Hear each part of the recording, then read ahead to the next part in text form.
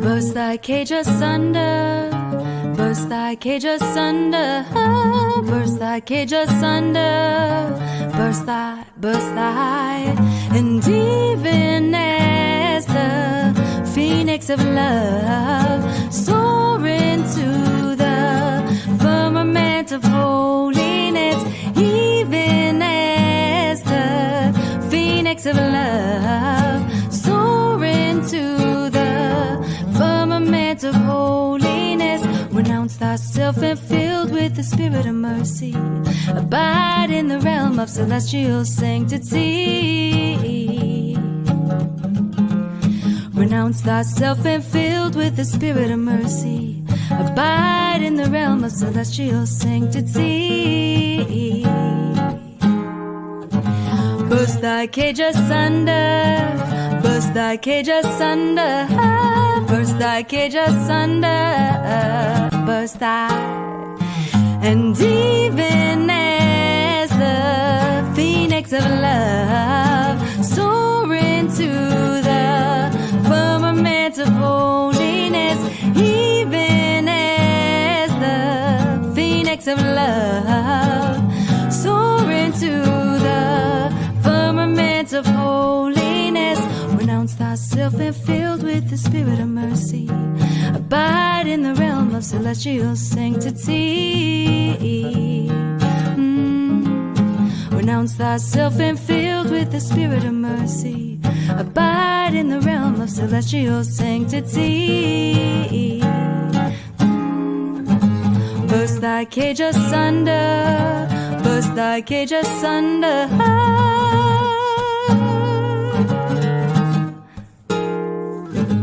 burst thy, burst thy, burst thy, burst thy, burst thy, burst thy, burst thy, burst thy.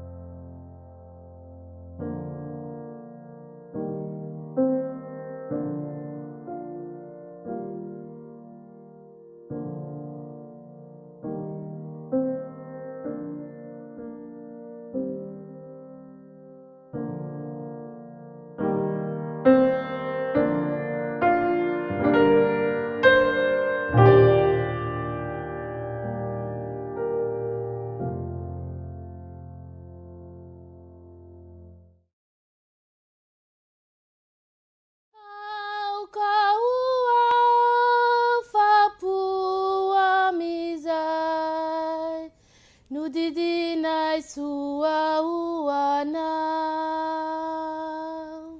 Satia izani numatarana Ramai mi faliam zanyana. So, I think what really welcomed me to the Baha'i faith was their principle on the independent investigation of truth.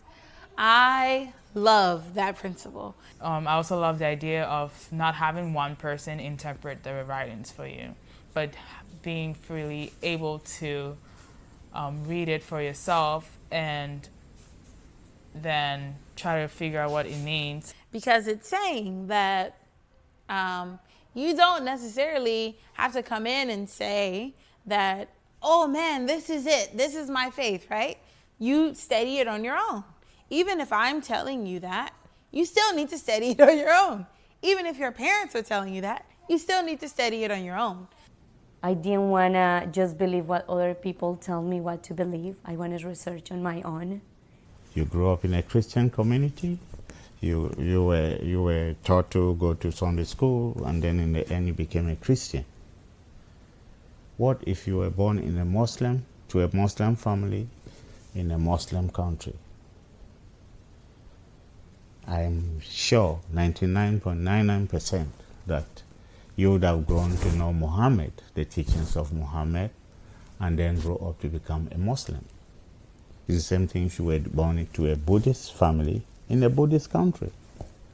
So to me, the journey of understanding who you are and what you believe is really, I think, interlinked with the Baha'i faith and getting to your truth, right? I mean, that's really what it is, I think. And so, you know, nobody can say that for you. And I love that. It's a matter of researching with a pure heart. Whatever you want to name it, God or supreme energy or the universe, is that relationship is unique and is personal. You don't have anybody that intersects or helps you to get to God, to our God. If you are honest and seeking God's face and understanding his love, it will be revealed to you.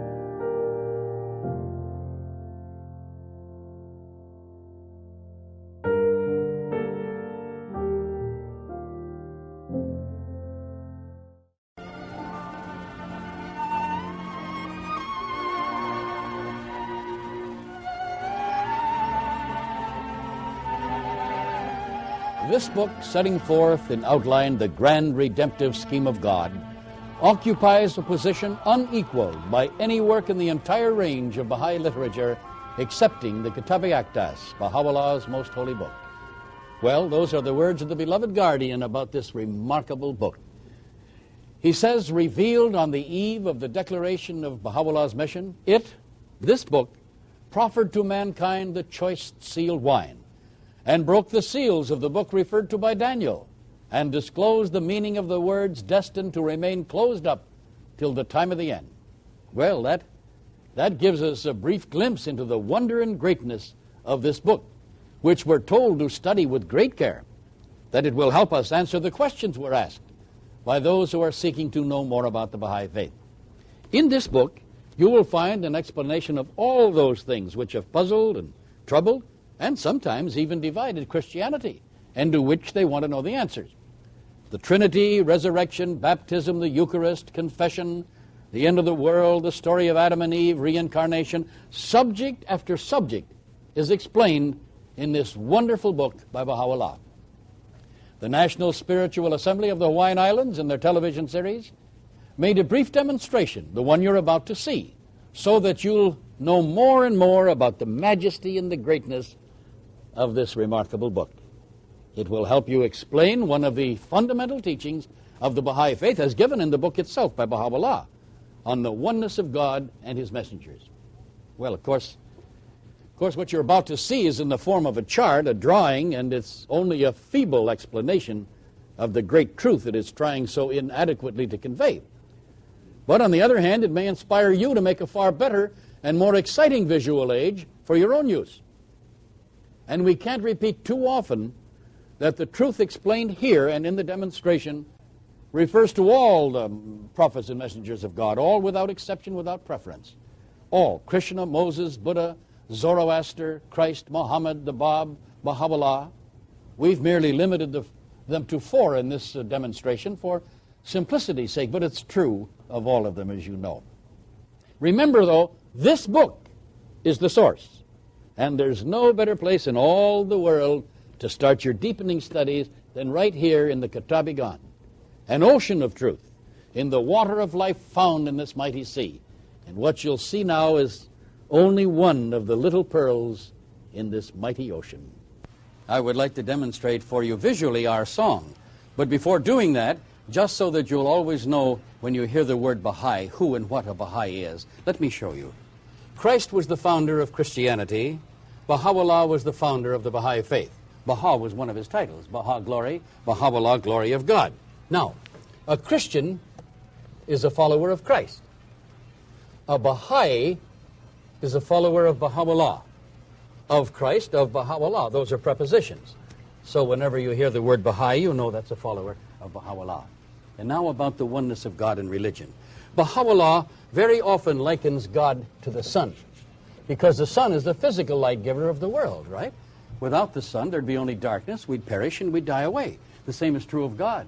Without the light of God, without the love of the messengers of God, Christ, Bahá'u'lláh, and the others, our spiritual life would die away, be more like animals in our nature than like spiritual beings. Now, we need an earth. So here's a nice green earth, and we'll have a few inhabitants of the earth. This is not Adam and Eve, by the way. This is just people like you and me. Well, like, maybe not just like us. They're not in very good shape, but then the world's not in very good shape. So they'll do for our demonstration. Now, the sun doesn't come down to the earth, does it? It sends its rays. The same is true of the messengers of God. God doesn't come down to the earth. He sends his messengers. And these messengers are mirrors. As you see in each one of these blue mirrors, there is a reflection of that sunlight of God. They all reflect that same attributes of Almighty God. You see, he sends his messengers to the earth. Now, let's say we'll call this one Moses, Buddha, Christ, and Bahá'u'lláh. Now, if you call these messengers by their name, Moses, Buddha, Christ, Bahá'u'lláh, they're different. But if you go by the light of God that shines in each one of these mirrors, they're one and the same. They only appeared at a different time in history. But as you can see, they all shed that same sunlight of God upon the earth. Each one of them bringing that same truth at a different time in history, uncovering the face of wisdom to mankind according to the needs of the age in which they appear. And that's a very beautiful thing. So they're not separate, really. They're one and the same. For example, supposing now here, this again is the sunlight. This is a mirror. You're sitting there at home, and there's the sun shining, and you see the sun in the mirror. Supposing I could hold up 4 mirrors for you, one after the other. Moses, Buddha, Christ, Bahá'u'lláh. The sun would be shining in all 4, and you would see suns in each one. Which would you say was the best? Well, I'm sure that you would agree that they're all equal. One is not greater than the other. And God in the heavens, like the sun, remains unknowable, indefinable, beyond our definition and description. And that is the way it is with religion. It's a progressive thing. Or in yet another way, suppose we describe them as the days of the week. Because when it's dark, a new sun comes up. That's what happens with religion. A new sunlight comes up with Moses, a new sunlight with Buddha, a new sunlight came up with Christ, and a new sunlight comes up with Bahá'u'lláh. So that's when you would say Bahá'u'lláh was the return of Christ. It may return to this light, as Christ would be the return of Buddha, Moses, and so on, you see. That's the meaning of it. If you go by Friday, Saturday, Sunday, and Monday, they're different. If you say Moses, Buddha, Christ, Bahá'u'lláh, they're different. But if you remember there is one God, and the light they bring to mankind progressively on a Friday, Saturday, Sunday, and Monday, continually leading man closer to the truth, then we understand the oneness of God. Because you see, God is not in competition with himself. There's no exclusive salvation for the Jew, or for the Buddhist, or the Christian, or the Baha'i, or for the Muslim. They are all one and the same, because religion is a living and a growing thing, not something lifeless and unchanging. In the teaching of Moses, we see the bud, the seed. In the teaching of Buddha, the tree. In the teaching of Christ, the flower. And in the teaching of Bahá'u'lláh, the fruit. All part of one great redemptive scheme of God for mankind. Bahá'u'lláh says the tragedy is that mankind forgets the message and remembers the messenger. The oneness of God, the oneness of religion. So you see, that song that was sung for us was more beautiful than we thought, because God is one and man is one. And all the religions do agree. And when we, the people of the world, understand this oneness of God and his messengers and the oneness of the hearts of men, when we believe in these 3 onennesses, we will indeed have world unity. Shoghi Effendi tells us that this book ranks among the priceless treasures cast forth from the billowing ocean of Baha'u'llah's revelation. Those are his words. It was revealed, he said, within the space of 2 days and 2 nights, and was written in fulfillment of a prophecy of the Bab, who said that the promised one, Baha'u'lláh, would complete his own unfinished book, the Persian Bayan. It was also written in answer to questions asked of Baha'u'lláh by the Bab's maternal uncle, who was not a believer, until the wonder of the words of this marvelous book captured his heart. The beloved guardian makes this promise about the Kitab-i-Gun. He says, well, these are his words, well may it be claimed that of all the books revealed by the author of the Baha'i revelation, this book alone, by sweeping away the age-long barriers that have so insurmountably separated the great religions of the world, has laid down a broad and unassailable foundation for the complete and permanent reconciliation of their followers. Imagine that. The complete and permanent reconciliation of all religions, and we have the key right here in this book, the Kitab-i-Gun. Well, I'm sure I need say no more than that about this marvelous book. What days those must have been for the believers following Baha'u'llah's revelation in this book. Nabil, the historian, says, so intoxicated were those who had quaffed from the cup of Baha'u'llah's presence that in their eyes the palaces of kings appeared more ephemeral than a spider's web. Many a night, Nabil says, no less than 10 persons subsisted on no more than a penny's worth of dates, and no one knew to whom actually belonged the shoes, the cloaks, the robes that were to be found in their houses. Their own names they'd forgotten. Their hearts were emptied of everything except adoration for their beloved Baha'u'lláh. Oh, for the joy of those days, Nabil wrote, and for the gladness and the wonder of those hours. Well, beloved friends, I'm sure that in this book you will find some of that joy and wonder and sweetness when you study it. You will feel the presence of the World Center, and above all you will feel the presence of the Bab and of Baha'u'lláh, the glory of God, the Supreme Redeemer of men. Well, that's the end of our visit together. We hope this deepening class may help in some small way to make this the most exciting and profitable year of your life, in teaching triumphs and in spiritual progress, both in your personal life and in your administrative life, and above all, in your life together in your own wonderful Baha'i community. And you might say a few prayers that I can make some progress too.